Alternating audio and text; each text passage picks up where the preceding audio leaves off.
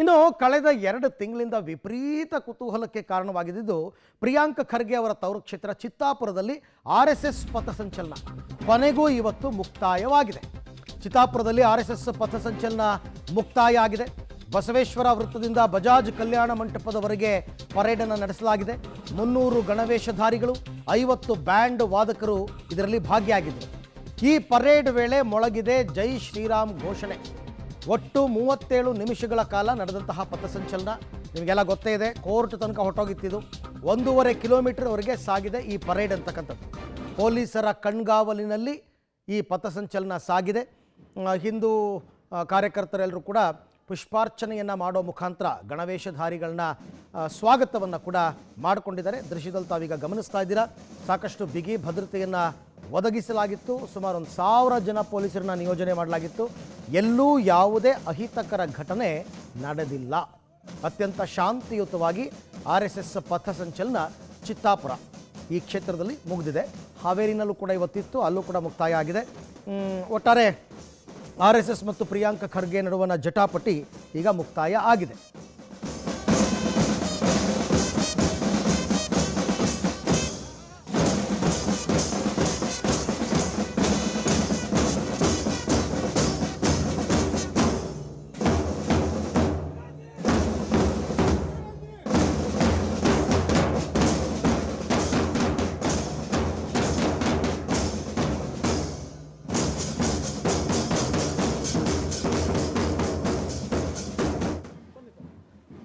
ಸಚಿವ ಪ್ರಿಯಾಂಕ್ ಖರ್ಗೆ ಇನ್ನೊಂದು ಕೋಟೆ ಚಿತ್ತಾಪುರದಲ್ಲಿ ಇವತ್ತು ಪಥಸಂಚಲನ ಆರಂಭ ಆಗಿರುವಂಥದ್ದು. ಒಂದು ರೀತಿಯ ಭವ್ಯ ಸ್ವಾಗತವನ್ನು ಇನ್ನೊಂದು ಪುಷ್ಪಾರ್ಚನೆ ಮಾಡುವ ಮೂಲಕ ಕೊಡ್ತಾ ಇರುವಂಥದ್ದು ನೋಡ್ಬೋದು. ಗಣವೇಶಧಾರಿಗಳು ಯಾವ ರೀತಿ ಒಂದು ಭವ್ಯ ಏನೊಂದು RSS ಪಥಸಂಚಲನದ ಭಾಗಿಯಾಗಿದ್ದಾರೆ ಅನ್ನೋದು.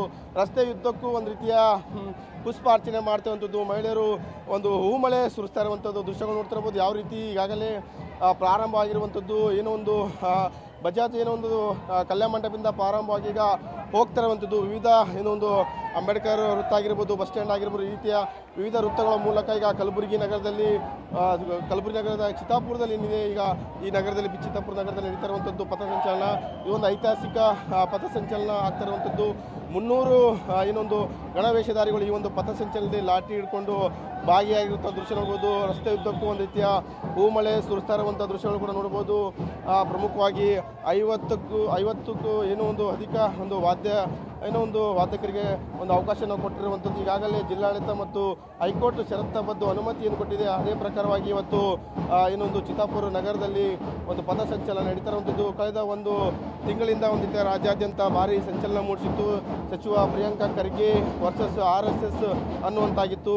ಇವತ್ತು ಪಥಸಂಚಲನೆಗೆ ಅವಕಾಶ ಕೊಟ್ಟಿದ್ದರಿಂದ ಇವತ್ತು ಪ್ರಿಯಾಂಕ್ ಖರ್ಗೆ ಅವರ ಕೋಟೆ ಕ್ಷೇತ್ರದಲ್ಲಿ ಒಂದು ರೀತಿಯ ಪಥಸಂಚಲನ ಈಗ ನಡೀತಾ ಇರುವಂಥ ದೃಶ್ಯ ನೋಡ್ಬೋದು. ಯಾವ ರೀತಿ ಒಂದು ಬ್ಯಾಂಡನ್ನು ಮಾಡಿಸುವ ಮೂಲಕ ವಿವಿಧ ಇನ್ನೊಂದು ಭಂಗಿಗಳನ್ನು ನಡೆಸುವ ಮೂಲಕ ಒಂದು ರೀತಿಯ RSS ಪಥಸಂಚಲನ ನಡೀತಾ ಇರುವಂಥದ್ದು. ಒಂದು ರೀತಿಯ ಏನು ಸರ್ಕಾರ ಕಳೆದ 1 ತಿಂಗಳದ್ದು ಕೂಡ ಒಂದು ರೀತಿಯ ಒಂದು ಜಟಾಪಾಟಿ ನಡೀತಾ ಇತ್ತು. ಪಥಸಂಚಲನ ಆಗಬೇಕು ಬೇಡ ಅನ್ನುವಂಥದ್ದು ಕೆಲವು ಸಂಘಟನೆಗಳು ಕೂಡ ನಾವು ಮಾಡ್ತೀವಿ ಅನ್ನುವಂಥದ್ದು ಹೇಳಿತ್ತು. ಆದರೆ ಚಿತ್ತಾಪುರದಲ್ಲಿ ನಡೆದಂತಹ RSS ಪಥಸಂಚಲನದ ದೃಶ್ಯಗಳನ್ನ ತಾವು ಗಮನಿಸ್ತಾ ಇದ್ದೀರಿ. ಒಟ್ಟು 350 ಜನಕ್ಕೆ ಅನುಮತಿಯನ್ನು ಕೊಡಲಾಗಿತ್ತು. ಬೇರೆ ಬೇರೆ ತಾಲೂಕಿಂದ ಬಂದವರಿಗೆ ಅನುಮತಿಯನ್ನು ನಿರಾಕರಿಸಲಾಗಿತ್ತು. ಚಿತ್ತಾಪುರದವರೇ ಒಂದು 350 ಜನ ಗಣವೇಶಧಾರಿಗಳು ಈ ಪಥಸಂಚಲನದಲ್ಲಿ ಭಾಗಿಯಾಗಿ ಈಗ ಸದ್ಯಕ್ಕೆ ಅದು ಶಾಂತಿಯುತವಾಗಿ ಮುಕ್ತಾಯ ಆಗಿದೆ.